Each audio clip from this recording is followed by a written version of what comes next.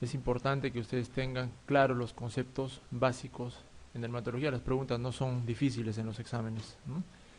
Probablemente de las 5 preguntas, 6 preguntas que entren en el examen, 5 sean fáciles de contestar, pero esto está condicionado con la claridad que tengan ustedes respecto de los temas, ¿no? Si bien es cierto, dentro de las alternativas muchas veces ponen distractores, si ustedes tienen claro los conceptos, probablemente estos no los vayan a confundir al elegir la alternativa correcta. Entonces, vamos a hacer un repaso general. Y vamos a hablar primero de algunas preguntas que se refieren al tema de fisiología y estructura de la piel, ¿no? Recordarles que la piel deriva del ectodermo y del mesodermo, ¿no es cierto? Eso es fácil de deducirlo, ¿no? Es una estructura que se comunica con el exterior, por consiguiente va a estar en relación con el ectodermo. No se olviden que los anexos también van a provenir del ectodermo, es decir, el folículo piloso, la glándula sudorípara, la uña, también derivan del ectodermo, ¿no? Porque cualquiera podría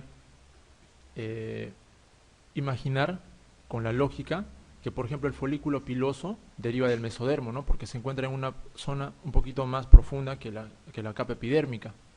Sin embargo, ya les habíamos hablado en la revisión de que los anexos, la glándula sudorípara, el folículo piloso, no son otra cosa que la invaginación del epidermis, ¿no? La epidermis forma invaginaciones y al hacer contacto con la dermis forman estas estructuras.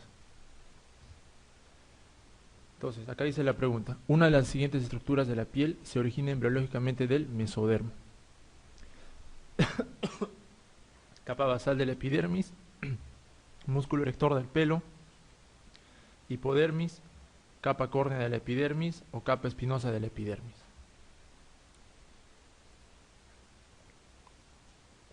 Entonces, recordar también que la piel tiene 3 capas, ¿no? La epidermis, la dermis y la hipodermis. Además tiene sus glándulas anexas, ¿no? El complejo pilosebáceo, o la unidad pilosebácea también llamada, la uña, que es otro anexo, y las glándulas ecrinas, que son otro anexo. Se habla también de otro anexo, de un cuarto anexo, que vienen a ser las glándulas apocrinas, pero que algunos lo mencionan que corresponde al complejo pilosebáceo, ¿no? Esto por su cercanía. Las glándulas apocrinas se encuentran muy cerca del complejo pilosebáceo. Estas glándulas apocrinas son aquellas que van a dar el olor característico a la persona, ¿no? Y son aquellas que van al degradarse, al hacer contacto con enzimas de las bacterias, producir el característico olor de las personas y eliminar las llamadas feromonas, ¿ya? Las glándulas apocrinas. Entonces, capa basal de la epidermis, hacemos un recuento lógico nada más, es ectodermo, ¿no? Músculo erector del pelo corresponde al complejo pilosebáceo. Entonces, les había mencionado que el complejo pilosebáceo es una invaginación de la epidermis, entonces va a ser ectodermo también. Y la hipodermis, que es la capa más profunda, el colchón graso que se encuentra por debajo de la epidermis y la dermis, lógicamente va a derivar del mesodermo, ¿no? La capa córnea de la epidermis igualmente es la capa más externa, y la capa espinosa de la epidermis también del ectodermo. No se olviden que la epidermis, que deriva del ectodermo, tiene 4 capas constantes, ¿no? En la mayoría de la anatomía corporal, y hay una capa adicional que se llama capa lúcida. Entonces, ¿cuáles son esas 4 capas constantes? La capa basal, ¿no? Que es la que se encuentra por encima de la dermis. Posterior a esta capa basal o por encima de esta capa basal se encuentra la capa espinosa, ¿no? Por encima de esta capa espinosa se encuentra la capa granulosa, y por encima de la capa granulosa la capa córnea. Entonces, en general vamos a mencionar que esas 4 capas se encuentran casi en toda la anatomía corporal, ¿ya? Sin embargo, habíamos mencionado que hay algunas zonas que tienen una estructura, una morfología sui generis, ¿no? Por ejemplo, palmas y plantas tienen lo que se llama la capa lúcida, es decir, las zonas más gruesas del cuerpo, las que tienen mayor grosor en piel, son las que tienen la capa lúcida. Esto para que lo recuerden, ¿ya? Entonces, ustedes tienen que recordar, hay 4 capas en la piel, y si nos preguntan por una capa adicional, entonces ustedes tienen que ir a la lógica y decir, si hay una capa adicional, tiene que ser en la capa más gruesa, ¿no? ¿Y cuáles son esas zonas donde hay más grosor en la piel? Palmas y plantas. Entonces, vamos a encontrar estrato lúcido en palmas y plantas. También les había mencionado en la clase que la mucosa oral, la mucosa vaginal, en general las mucosas no tienen capa córnea. Ya no tienen capa córnea.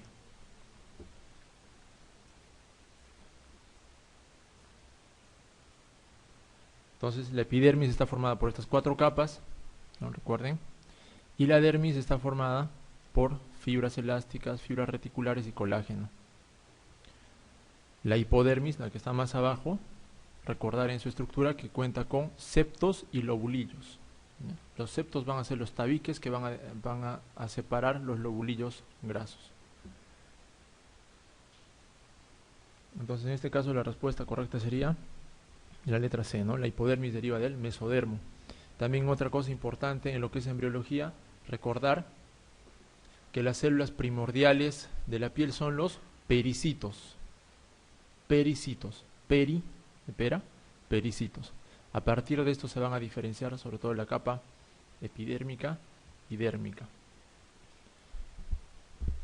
Pericitos, en el caso de la epidermis, es el primordio celular de la epidermis, y el mesénquima es el primordio de la capa dérmica.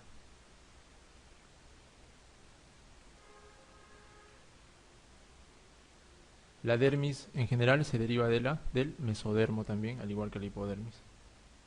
¿En qué semana del desarrollo embrionario se forma la piel? A partir de la 6ª semana. ¿Ya? 6ª semana. Termina de formarse la piel a las 23 semanas aproximadamente. Entonces, tengan ese rango ustedes, desde la 6ª semana hasta la 23 semana. Y las estructuras intermedias, ¿no? Folículos pilosos, algunas células melanocíticas o células de Langerhans se van formando a las 12 semanas. Entonces hagan 6, 23 y intermediamente se van formando algunas estructuras. ¿Cuál de las siguientes células especializadas de la epidermis son las más abundantes? En la pregunta. Entonces, hemos mencionado que la epidermis tiene 4 tipos celulares, que tienen que recordarlo. El que se encuentra más abundantemente es el queratinocito, ¿no? El queratinocito se encuentra hasta un 90%, de la población total es un 90% más o menos. ¿Ya?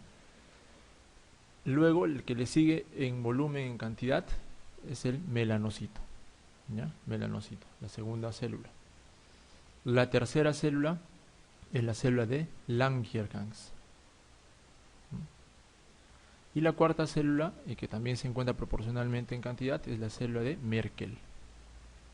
Cada uno tiene una función específica, o se le ha atribuido alguna función específica, ¿no? ¿Cuál es la función del queratinocito? ¿No? La función del queratinocito, en el caso de la membrana basal, es producir la capa córnea. La capa córnea, que finalmente va a ser la que nos protege del medio ambiente. Ustedes saben que una de las principales funciones de la piel es la de protección, ¿no? Aparte de otras que se encuentran como termorregulación, interacción social, hay una serie de funciones que ustedes fácilmente la podrían deducir si es que les dan una pregunta, no es necesario que ustedes la memoricen. Pero sí recordar que el queratinocito tiene como función principal formar la capa córnea, que es la que se encuentra más externamente y la que se encuentra en contacto con el medio ambiente. ¿Ya? La segunda célula les había mencionado el melanocito, ¿no es cierto? Melanocito, ¿cuál es su principal función? Producir melanina. Esa es la principal función del melanocito. Porque alguno podría decir que la función del melanocito es protegernos de la radiación solar. No. La célula en sí, como función principal, tiene producir melanina. La melanina va a ser la que va a producir o va a protegernos de la radiación solar. La célula de Langerhans es la célula inmunológica en la piel. ¿Ya? Es la que más características o más asociación con el sistema inmunológico tiene. ¿Ya? Esta va a inducir la producción de interleuquinas, ¿no? De mediadores inflamatorios, de una respuesta inmunológica que en la piel es bastante compleja. ¿Ya? Entonces, el queratinocito también tiene una función de defensa inmunológica. Sin embargo, la que en la piel de por sí tiene esta función es la célula de Langerhans, ¿ya? Entonces, esa va a estar relacionada con el sistema inmunológico.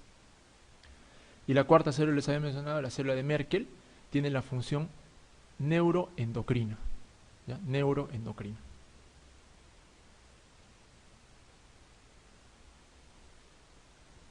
Entonces, la pregunta dice, ¿cuál de las siguientes células especializadas de la epidermis son las más abundantes? Lo más abundante es el queratinocito. Entonces, les he hablado de las células que se encuentran en la epidermis. Ojo, cuando he hablado de las 4 células, no he hablado de ningún otro tipo celular. Si en la epidermis encontramos otro tipo de células, eso es patológico. Es decir, si en la epidermis, aparte del queratinocito, del melanocito, de la célula de Langerhans o la de la célula de Merkel, encontramos, por ejemplo, un linfocito, eso es patológico. ¿Ya? O si encontramos un eosinófilo, es patológico. No, o un glóbulo rojo. Normalmente no se encuentran glóbulos rojos en la epidermis. No se olviden que la dermis es una estructura avascularizada, ¿no? Es un estrato, una estructura, una capa estratificada avascularizada. No encontramos vasos en la epidermis. Por consiguiente, no tienen que encontrarse componentes sanguíneos. En el caso de la dermis, tiene 3 tipos celulares, ¿no? Encontramos fibras reticulares, fibras elásticas y fibras de colágeno.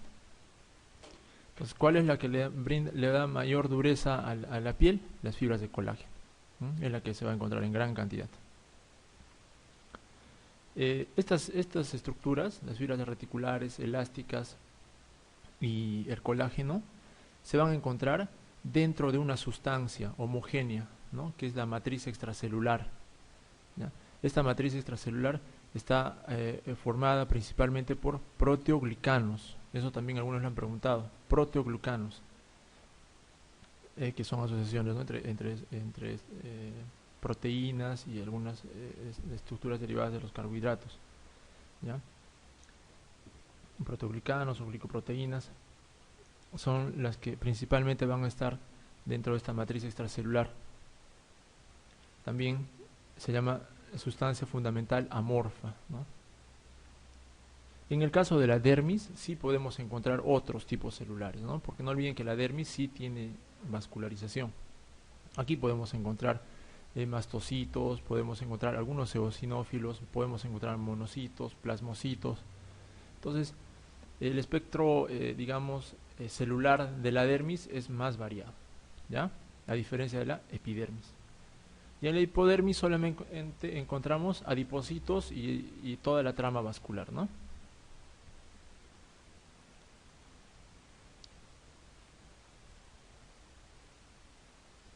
Entonces acá la respuesta queratinocitos vimos en la 2.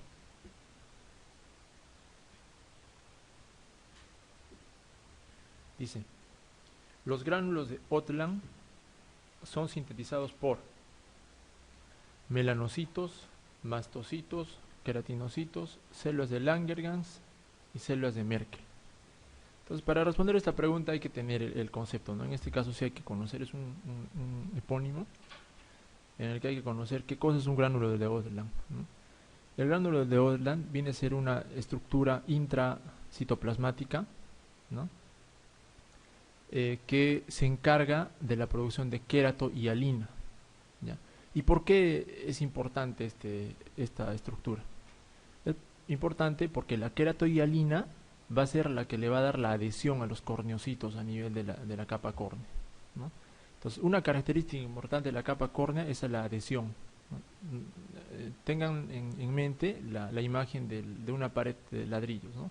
Entonces, los ladrillos vendrían a ser los corneocitos y el cemento vendría a ser lo que es la queratohialina. ¿ya? ¿Y quién forma esta queratohialina? Vienen a ser los gránulos de Ottler, ¿no? Entonces, ¿quién lo va a formar? Como se encuentra adyacente a la capa córnea, ¿no? Acá podemos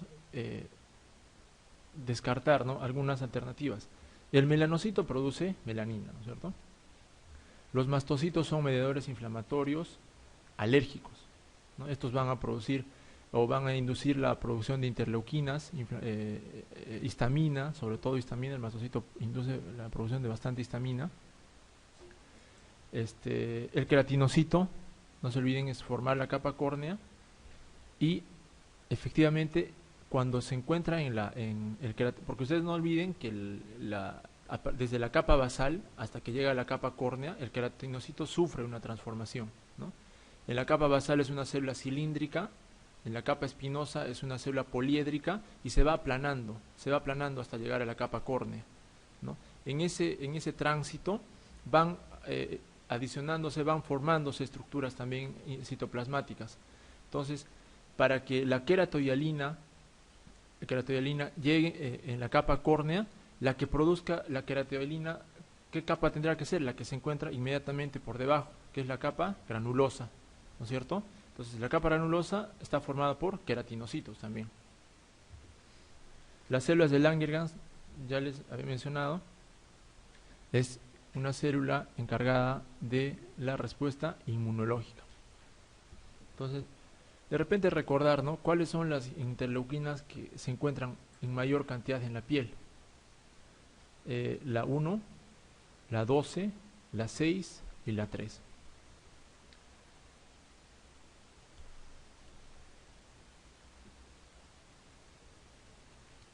La célula de Merkel está relacionada con toda la respuesta neuroendocrina.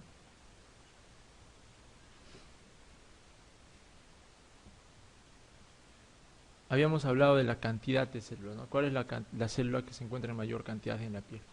El queratinocito es el que se encuentra más abundantemente, ¿no? En segundo lugar, el melanocito, ¿no? En tercer lugar, la célula de Langerhans, y en cuarto lugar, la célula de Merkel. Entonces, el melanocito se encuentra solamente en la capa basal, ¿ya?, en la capa basal. Su función principal es generar melanina. ¿Para qué? Para poder proteger a las células basales. No se olviden que la capa basal es la capa generatriz, también se llama. Eso podrían preguntarle, a veces en los exámenes pone conceptos que son distintos. La capa generatriz, porque va a dar lugar, ¿no?, a todas las capas superiores de la piel. Protege a estas células. No se olviden que el melanocito es una célula que deriva de la cresta neural,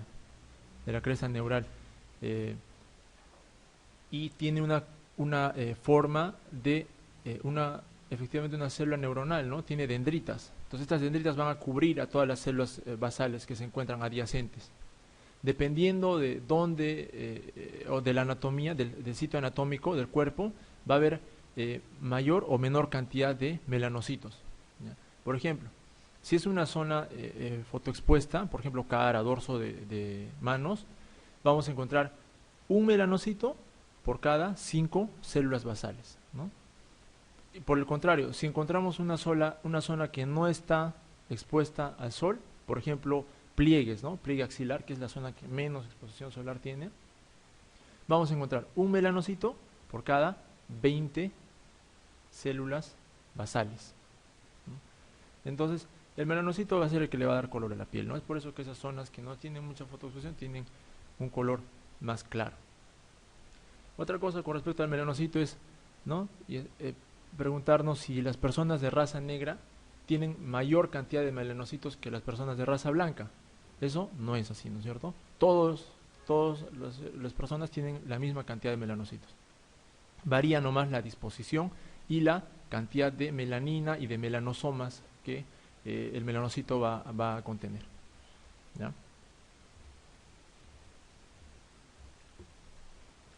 También recordar, hablando de lo que es la epidermis, que la capa córnea es anuclear. O sea, la capa más externa no tiene núcleos.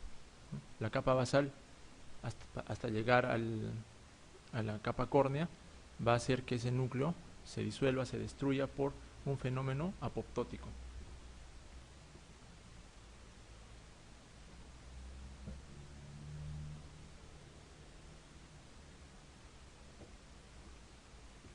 Entonces, en este caso, la respuesta es queratinocitos, ¿no? Solo sabiendo que los granos de Oderland son los que van a producir la queratoyalina.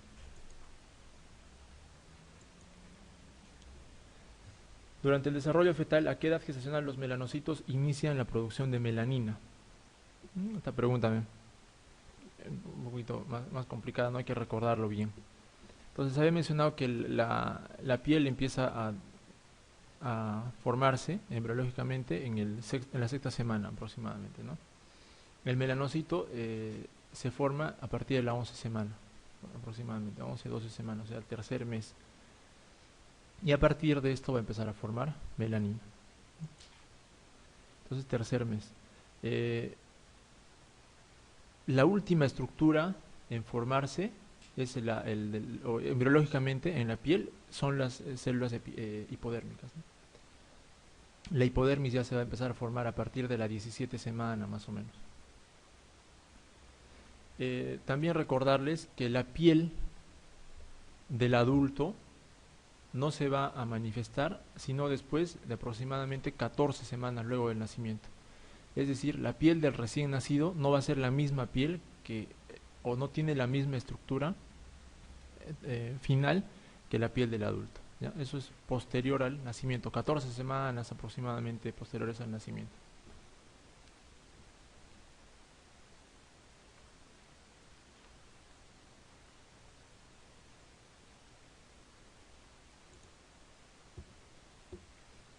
Las células de la piel que participan en la respuesta inmunológica se denominan células de Merkel, células de Pacini, melanocitos, queratinocitos o células de Langerhans. Entonces, en este caso la respuesta correcta es células de Langerhans, ¿no? Los habíamos mencionado. Sin embargo, hay que recordar que el queratinocito por sí también tiene una función inmunológica, ¿no? Ya se han descubierto hoy en día, no hace mucho tiempo, se tiene el concepto de los receptores Toll, no sé si algunos lo han escuchado, Toll-like, ¿no? Estos receptores fueron descubiertos por primera vez en las moscas de la fruta, ¿no? Entonces los animales tienen una respuesta inmunológica primitiva, ¿ya? Y por lo que siempre hemos estudiado, el ser humano tiene una respuesta más o menos programada, ¿no es cierto? Hay una cascada inmunológica, ¿no? Primero hay una respuesta TH1, TH2, esta va a inducir interleuquina 2, interleuquina 3, estos a su vez inducen factores de crecimiento, factores de coagulación o factores de necrosis, ¿no? Sin embargo, no se conocía, o sea, no se había descubierto que el ser humano también tiene una respuesta primitiva, que no tiene que ver nada con la memoria alérgica e inmunológica. Entonces, a estos receptores que inducen la respuesta inmediata sin conocimiento previo de este alergeno, ¿no? O de esta agresión al cuerpo, se les llama receptores Toll-like. O sea, el like es el como, ¿no? En inglés es el Toll-like, T-O-L-L. ¿Por qué? Se parecen, ¿no?, a la respuesta que tienen los animales, en el caso de los insectos. El queratinocito induce esta respuesta, ¿no? Es la respuesta inicial de la piel. Entonces no es tan cierto que el queratinocito no participe en la respuesta inmunológica. Sin embargo, ustedes saben que en los exámenes de residentado, en la mayoría de exámenes, estos que son del ENAM y todas, tienen muchas preguntas de los bancos. La mayoría de preguntas son de bancos. Entonces es importante que ustedes lo repasen y sepan, ¿no?, las claves en algunas ocasiones. Para eso sirven estos repasos, ¿no? Entonces la respuesta correcta es células de Langerhans.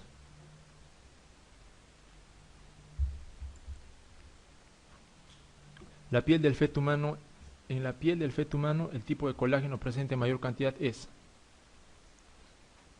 Entonces, el colágeno tiene varios subtipos, ¿no? Pero el que más se encuentra en el adulto viene a ser el colágeno tipo 1, es el colágeno más duro, ¿ya? En el neonato como es de suponer, el colágeno no va a ser tan duro, no es un colágeno más blando, ¿no? Entonces el colágeno en el feto humano va a ser el de tipo 3. En general, si les preguntan cuáles son los tipos de colágeno que se encuentran en mayor cantidad en la piel, vamos a responder que son el 1 y el 3. Los dos son los que más se encuentran, ¿no? Dentro de los dos, el 1 es el que está más abundante, sobre todo en la vida adulta.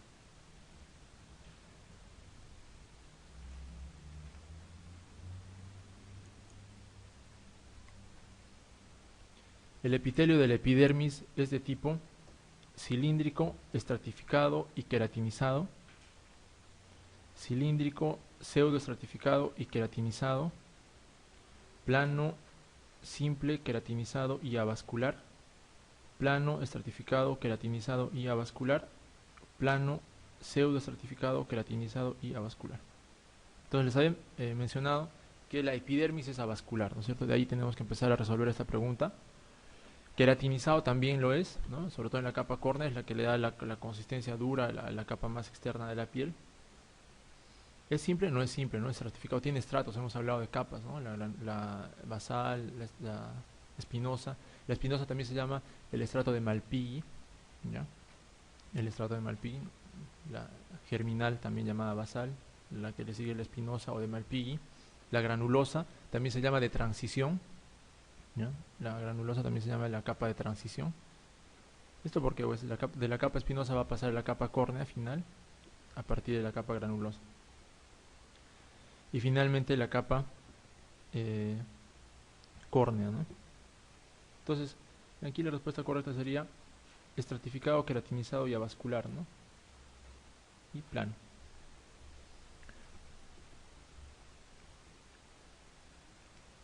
Con respecto a la irrigación de la piel, recordar que existen dos planos en la vascularización de la piel. Esto para lo que es la vascularización y también para lo que es todo el sistema linfático, ¿no? Un plano profundo y un plano superficial, ¿no? En los planos profundos vamos a encontrar los vasos más gruesos, ¿no? Los penetrantes, ¿no? El que comunica los vasos profundos con los vasos pequeños que van a ser los superficiales son los vasos comunicantes, ¿ya? Entonces son como dos láminas, ¿no? La más profunda, que se encuentra por hipodermis, es una malla de estos vasos perforantes, y una malla más pequeña que se encuentra casi llegando a la capa de la epidermis, ¿no? Superficial, en la dermis papilar. Entonces son como dos mallas, y estas dos mallas son comunicadas por los vasos comunicantes. Esa es la forma de vascularizar la piel. Entonces, ¿por qué es importante también conocer esto? Porque cuando ustedes tienen una lesión, por ejemplo, en piel,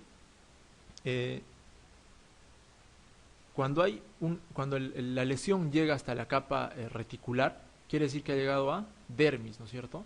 Y cuando llega a dermis, entonces ya el fenómeno cicatrizal, o el fenómeno inflamatorio, puede llegar a tener, o puede ser un fenómeno cicatrizal, o sea, puede llegar a tener cicatriz. Por eso es importante, ¿ya?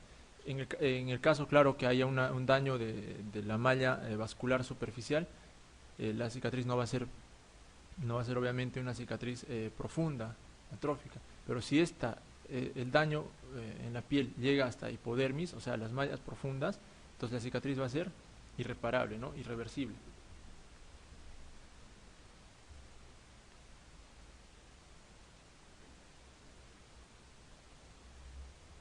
Acá dice, el estrato de la epidermis que puede estar ausente es: capa basal no puede estar ausente porque es la capa más importante, digamos, de la piel junto con el estrato córneo, ¿no? La capa espinosa, capa córnea, capa lúcida, o todas están presentes. Entonces ya les he mencionado que ustedes deben recordar que la piel en general tiene 4 capas, ¿no? La basal, la espinosa, la granulosa y la córnea. Sin embargo, en las zonas más gruesas, ¿no? Como palmas y plantas, se encuentra una capa lúcida. Entonces esa no está en toda la anatomía. No se olviden que la piel es el órgano más grande del cuerpo humano, ¿no? Por ahí les podrían preguntar. Esas cosas tan simples que aparentemente eh, no requieren de mucho conocimiento, a veces en el examen nos confunde. Es el órgano más grande, más extenso del cuerpo. No se olviden que la superficie corporal en promedio es, ¿no?, de 1.7 metros cuadrados también. También recordar que las mucosas no tienen capa córnea, ¿no? Y en el caso de las mucosas en sí, de las encías, tampoco tienen capa granulosa, ¿no? Solo tienen capa basal y capa espinosa.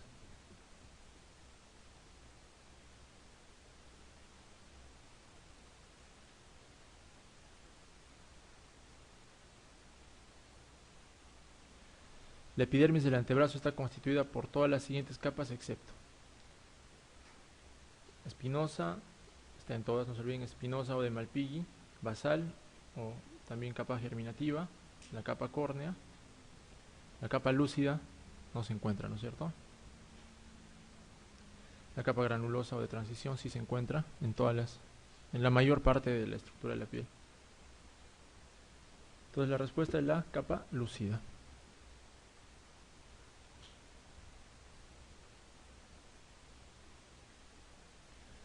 Los melanocitos son células especializadas de la piel que se ubican en la epidermis a nivel de capa espinosa, capa basal, capa córnea, capa lúcida o capa reticular. Entonces les había mencionado que el melanocito produce la melanina, ¿no? Esta melanina se va a depositar en las terminaciones dendríticas. Son como manos que cubren las células de la capa basal. Solo en la capa basal, ¿no? Normalmente no encontramos en estrato espinoso o granuloso o en la capa corta.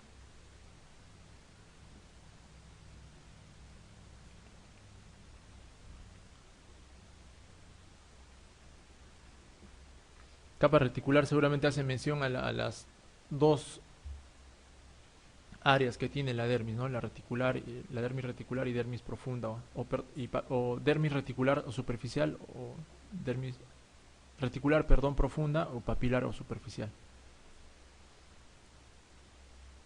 La capa reticular viene a ser la más profunda, ¿no?, en la dermis, o sea, la dermis reticular es la más profunda y la dermis papilar es la que se encuentra más externamente.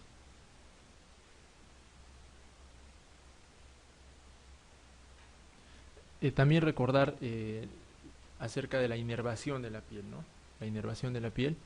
No se olviden que las principales estructuras sensitivas de la piel son las terminaciones nerviosas libres, ¿ya?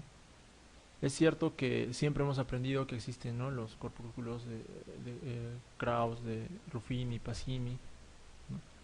Pero las que son más importantes en la piel son las terminaciones nerviosas libres, ¿no? Estas tienen la capacidad de darnos sensibilidad para la presión, para el calor, para el frío, ¿no? Son las más importantes. Sin embargo, con fines del examen, hay que recordar que los que nos dan la sensibilidad para el calor son los corpúsculos de Ruffini, ¿no es cierto? Los de Krauss son del frío y de presión, dan sensibilidad para la presión. Y los de Pacini también para presión.